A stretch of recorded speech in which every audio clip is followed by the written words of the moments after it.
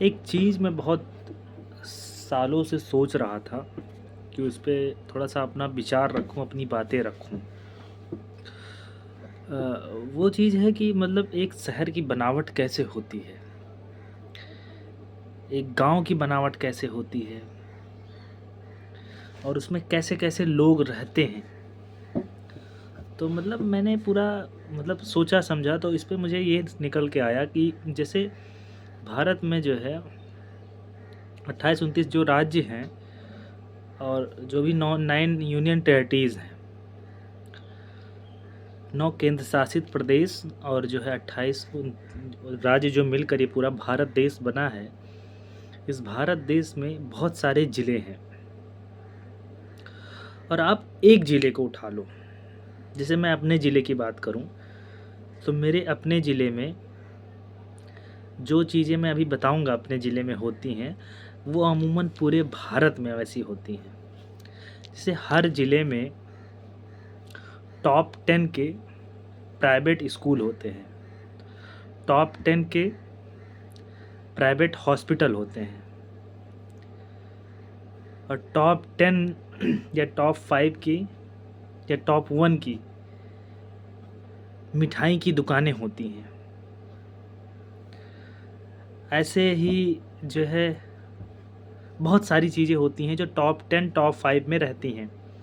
पता है, उन टॉप 10 तो टॉप 5 स्कूल और जो है अस्पताल और मिठाई की दुकानों और जो है और भी जो दुकानें हैं, उन सब का उपभोगकर्ता पता है कौन होता है? उन सब का उपभोगकर्ता वो एलीट क्लास होता है।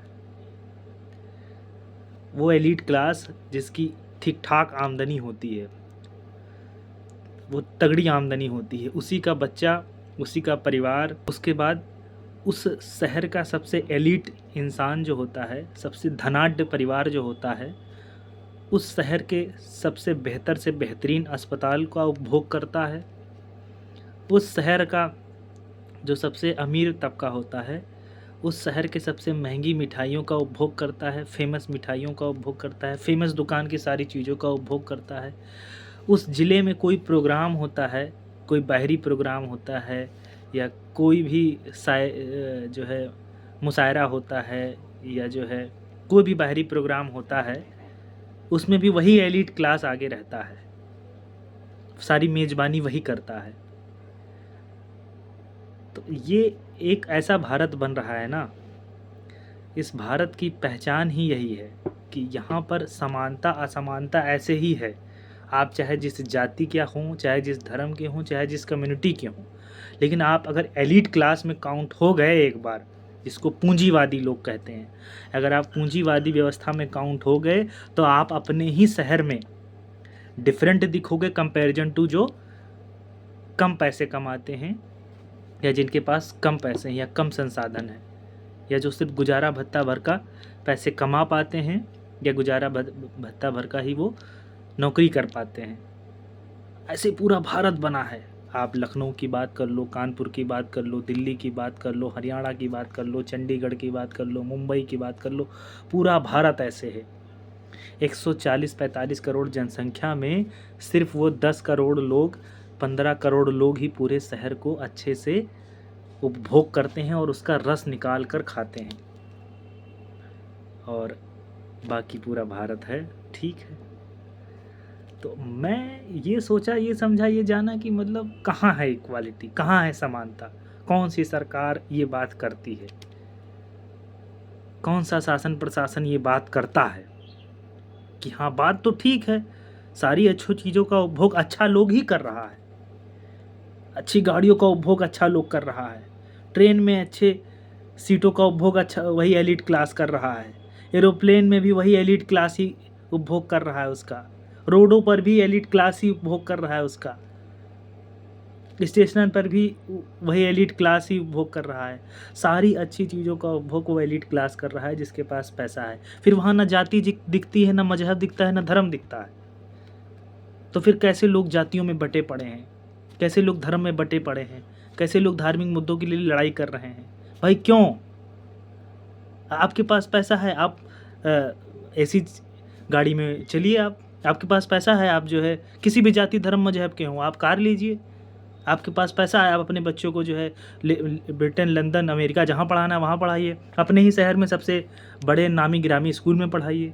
आपके घर के कोई भी बंदा बीमार हो जाए, आप किसी भी जाति मजहब समाज के हों, आप जो है उसका इलाज बड़े अस्पताल में करवाइए। तो फिर ये रुख काहे मुड़ा पड़ा है जाति धर्म और मजहब का, जब बात यहाँ अमीरी और गरीबी की ही लोग कर रहा है। उसी अमीरी गरीबी में सारा समाज एकदम फिट बैठ गया है, एकदम से फिट बैठ गया है। इससे इतर ना कोई सोच पाता है, ना कोई कुछ कर पाता है। तो इस गंभीर बात को समझते हुए अपने आगे वाले कदम को उठाना चाहिए। जो लोग आपको सोशल मीडिया के माध्यम से बता रहे हैं, बताना चाहते हैं कि आप ये जाति हो, ये धर्म हो, ये मजहब हो, आपको इस पे प्राउड होना चाहिए। ठीक है, आपको प्राउड होना चाहिए, लेकिन भीतर खाने ये बात पता होनी चाहिए कि आप अगर एलिट क्लास में नहीं गए, आप अगर पैसे नहीं कमाए, तो आप उन सारी सुख सुविधाओं से वंचित रह जाओगे। फिर आप इस बात पर खुश होते रहना कि हमारे यहाँ एरोप्लेन चलने लगी या हमारे यहाँ हवाई अड्डे बन गए, लेकिन आपका पूरा 2-3 पीढ़ी गुजर जाएगा, आप उसका उपभोग नहीं कर पाओगे। आपके यहाँ भले रेलवे चलने लगी हो, लेकिन आप उसका उपभोग एसी क्लास का या थर्ड एसी का जीवन भर नहीं ले पाओगे, अगर आपकी स्थिति नहीं अच्छी है। तो ये भारत है, असली भारत यही है। एक पूंजीवाद का भारत है जो अमीरों का भारत है, और एक गरीबों का भारत है जो 90% आबादी, 80% आबादी है, वो गरीबों के भारत की है। और उस 80-90% आबादी को हर बार बेवकूफ़ बनाया जाता है। तो ये चीज़ें हैं, आप इसको समझिए, सोचिए, थोड़ा गहन अध्ययन करिए, आपको एक दिशा मिलेगी कि कैसे अपने को आगे बढ़ाना है, कैसे अपने आप को आगे लेके जाना है। ठीक है, थैंक यू। आगे बातचीत करते रहेंगे।